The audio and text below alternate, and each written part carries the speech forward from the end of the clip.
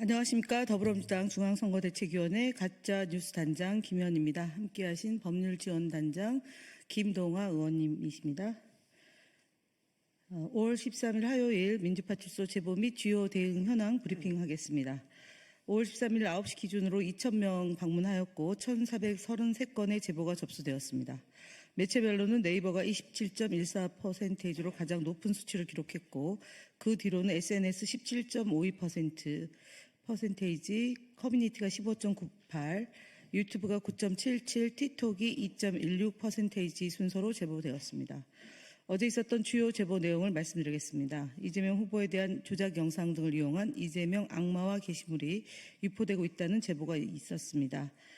제보된 내용은 이재명 후보를 비방하거나 악의적으로 이미지를 왜곡하는 내용이 압도적으로 많았으며 유포자들은 조작된 영상과 이미지 등을 활용하여 다양한 형태의 허위 게시물을 퍼뜨리고 있는 것으로 확인되었습니다. 이러한 게시물은 SNS, 커뮤니티, 유튜브 등 거의 모든 매체를 통해 확산되고 있으며 내용은 다르더라도 목적은 모두 이재명 후보에 대한 비방, 악마화 시도라는 공통점을 가지고 있습니다. 이재명 후보 신변 의혹과 관련된 게시글이 이어지고 있습니다. 5월 12일 트위터를 통해서 이재명은 부정선거로 취임하기 전에 죽는다, 경찰들 다 죽여버리고 싶다는 등의 극단적 표현들이 집중적으로 퍼지고 있습니다. 가짜뉴스 대응단 주요 대응 현황 보고드리겠습니다. 뉴데일리 기획보도, 이의신청 및 언중이 심리 결과 등 언론 대응 관련입니다.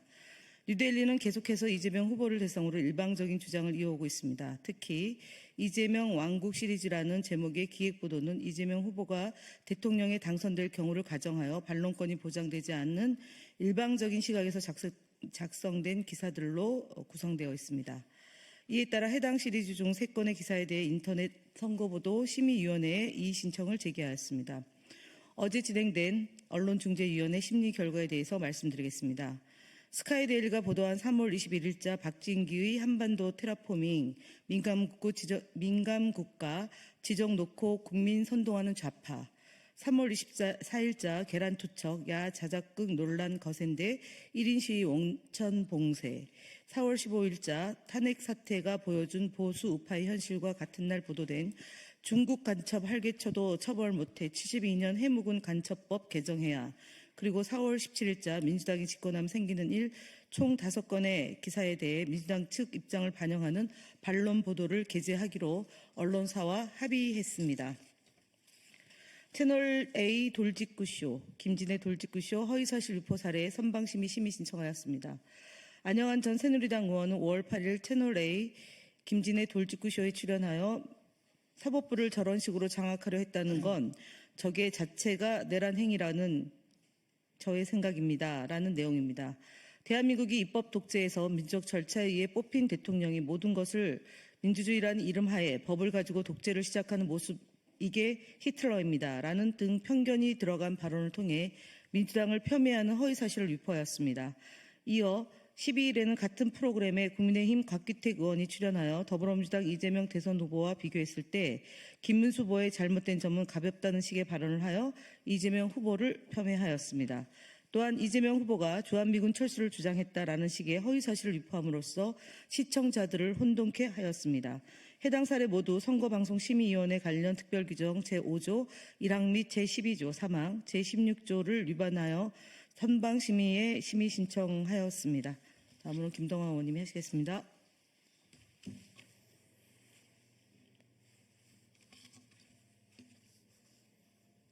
네, 다음으로 말씀드리겠습니다. 성창경TV, 전옥현 안보정론TV 등 유튜브 대응 현황 보고입니다. 유튜브 채널 성창경TV에 이재명 대북 송금 관련 미국과 유엔의 공식 고발 접수 5월 11일 영상과 전옥현 안보정론TV에 5월 12일 영상을 구글 커뮤니티 규정 위반으로 신고하고 선관위에 공직선거법 위반으로 신고 조치하였습니다. 두 채널 모두 고구려 프레스 보도에서 언급된 워싱턴 한인회 회장의 고발 관련 내용을 다루면서 단순 고발 사실을 혐의가 확정된 범죄인 것처럼 단정적으로 표현하였습니다. 또 성창경TV는 폭스뉴스가 한국 대선의 부정선거 확률을 99%로 예측한다는 허위 주장을 통해 선거제도 신뢰성을 신뢰성을 훼손하였으며 전옥현 TV는 틀림없이 죄인이 맞는 거예요. 틀림없이 유죄가 확실히 되는, 미국에 들어갔을 때 미국 사법당국의 의지에 따라 현장에서 체포될 수 있다는 발언 등으로 이재명 후보를 비방하고 공직선거법을 위반하였습니다. 또한 이봉규 TV의 이 사람 없애는 재주, 몸조심의 섬짓, 동영상은 모니터링 결과 유튜브 커뮤니티 규정을 심각하게 위반한 것으로 확인되어 최종 삭제 조치되었습니다. 해당 채널은 가짜뉴스 대응단이 3월 21일 명예훼손 혐의로 구글에 신고하였으나 4월 24일 문제없음으로 회신을 받았습니다. 그러나 추가 검토와 신고를 통해 삭제 결정을 이끌어냈음을 알려드립니다. 문제가 된 동영상에는 이재명 후보가 사람 죽이는 게 재주잖아요. 사람을 죽게 만드는 게 재주지와 같은 심각한 허위 주장과 모욕적 표현이 포함되어 있어 공직선거법과 정보통신망법 위반 혐의로 법적 조치를 하는 것을 적극 검토 중에 있습니다.